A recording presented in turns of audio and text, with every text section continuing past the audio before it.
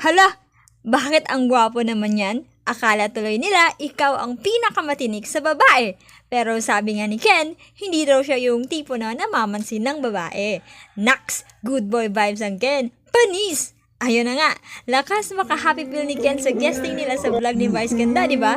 Nawala yung angas ni Philip, bumalik yung Ken era no? Nakakahawa talaga pag tumatawa siya. Ibang level ang kulit, ang daming pinaglalaban. Tulad na lang ng mga fans na mukhang nilaban ang pag-sold out ng bench varsity jacket na suot ni Ken. Wow naman! Sigurado akong nakita niya na yung billboard ni Ken for bench. May pa-solo billboard each member sininong bench. Taray naman. Okay, so flex natin yung 7 Sins album for being featured in a Japan Airlines at ang Hanako for being one of the most streamed Biztalk tracks of 2024 sa Spotify Philippines. Lakas!